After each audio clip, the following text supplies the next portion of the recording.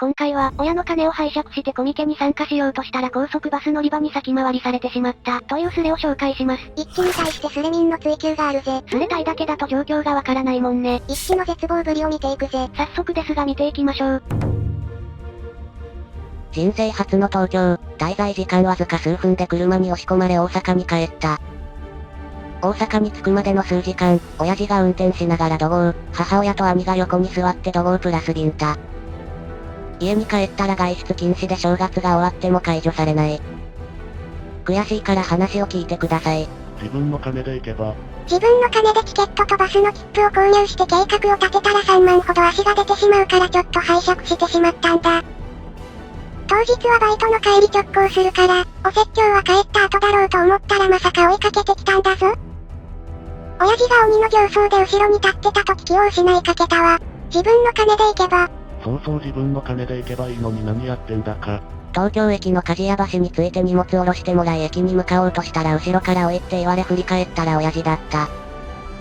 そのまま襟首を掴まれてうちの車に連行され、首都高から東名に入ってそのまま自宅に強制送還。人生初の東京とコミケがこんな幕引きになるとは思わなかった。次は成功させようでしょぼん練りに練って緻密な計算でグッドラック。窃盗はダメだろ。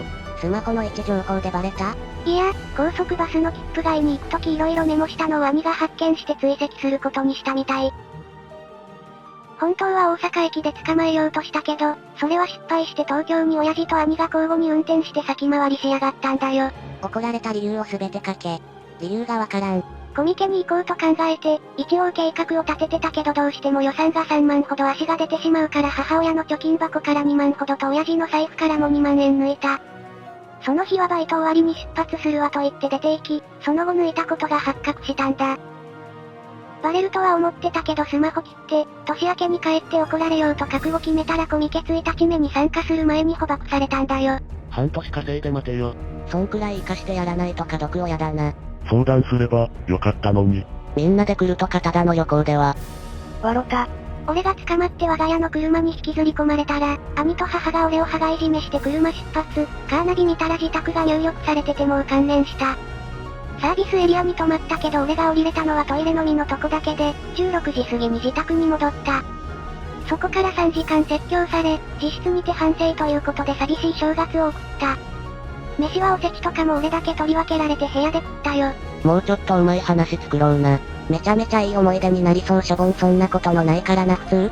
またなんかやらかしてくれ。家族旅行できてよかったな。父、母、兄もサービスエリアしか降りてないらしい。どんな執念だよと思ったわ。いい機会だ。脱走同然でもいいから家を出るチャンスだと思え。今は実家暮らしは小同時とか言われてバカにされる時代だぞ。位置が抜けたことで家族が崩壊するなら、その程度の家族だったってことだ。お風呂とトイレには行けたけど、母か兄が後ろからついてくるからめちゃくちゃ嫌だった。東京到着は俺が乗った高速バスの30分くらい前に到着したみたいだったんだ。人生初の東京が滞在数部で終了して、正月も部屋でポツンと過ごし、本当にどうしていいかわからない。謝って、謝罪文も書いたけど許してもらえないバイトは親父が事情説明して休みになってるから1月は処分が解けてもクソ忙しくなる。バカじゃねえの。どうせこれまでも親の財布から金抜いてたんだろ。怒ってくれるだけ優しい親だと思えよバカ野郎。バイト始める3年前はやったけど、バイトしてからはやってない。今回が3年ぶり。金がなくなってることに気がついたのは12月29日の夜で俺がバスに乗るか乗らないか時間だったらしい。兄が俺の部屋で乗るバスのこととかメモした紙を見つけてバスが特定された。教育のために大阪駅で乗る前に抑えようってなってみんなで車に乗り込んで出発したんだ。出発時間に間に合わず、取り逃がしたけど京都にも止まるバスだったから京都に立ち寄ってる間に高速を飛ばして追い抜かし30分早く東京に先回りができた。らしいわ。やってたんじゃねえか。もうね、パターンだよ。中学の教員してるけど親の財布から金盗むやつは絶対繰り返す。麻薬と一緒。いつまでも親の財布から金盗んでバカみたいに怒られるの一生治らないよ。そのうち盗む親の金もなくなって別のところからくすねるようになるんだよ。バイト先とかな。嫌なら二度とするな。まあ無理だろうけど、コミックマーケット100人に向けては1月の給料から貯金しようと思う。もうコミケに行くなとは言われてないから。次は絶対東京ビッグサイトに行ってやるよ。高速バスはこんな長時間乗ったことなかったからとても疲れた。次回は新幹線のグリーン車で東京に行けるように頑張る。コミケサークル参加してるけどお前みたいな盗み癖あるような奴に来てほしくない。金足りなくなったらその場でそこら辺のサークルの金盗むだろ。そう言われるくらい信用を落とす行為してるんだよ。バイトじゃなくて就職して家に金入れれるようになってから来い。良い教育されたね。日雇いで働けばよいよね。初コミケでサークルをチェックすればするほど欲しいものが増えていってしまったんだよ。最初はバイト代で大丈夫かと思ったけど、最終的に3万円ほど足が出た。でも2日間回るサークル全部の本が欲しかった。素直に親に言えばまた違っただろうに。高速バス降りてすぐにおいって言われ、逃げる気力も何も出なかった。なんでってなって力が抜けていく感じだったんだ。そのまま襟を掴まれブイブイ引っ張られていったら、見覚えのある車がコインパークに止まってて本当に気絶しそうになった。車に放り込まれ、罵声を浴びながらそのまま大阪に向けて出発で涙ぐんでしまったわ。車動き出してすぐ首都高、透明でほぼノンストップだった。途中富士山とかも見えたのに脇見をするなって罵声を浴びて本当に地獄の車内だったんだ。ネット環境を与えられてるなら良いじゃん。部屋から出ることは許さんって言われたからずっと部屋にいてる。ネットは何も言われていないけど、遠慮して気配がなくなってからやってるんだよ。お前は行かない方がいいよ。現地行くとお祭りムードも相まってあれもこれも欲しくなる。俺は初参加の持参日間で18万使った。帰ってから大半はなんでこんなん買ったんやってなった。今回軍資金に日間交通費別で4万確保してそれでも3万も足出た。どうしようと最後の最後まで悩んだけど愚行に走ってしまった。そうか18万も使う人がいるのか。今度は20万目標で頑張るよ。魔が差したって言葉便利だよな。自分は本当はそんなことする人間じゃないって言い訳。実際は金足りなくなったらいつでも魔が差したことにして親の金盗むつもりだろうに。盗み癖ついてるよお前。家族もそれを分かってるからこそ東京まで追いかけてきたんだよ。迷惑しかかけてないなお前。恥ずかしくないの？すれ立てて被害者面。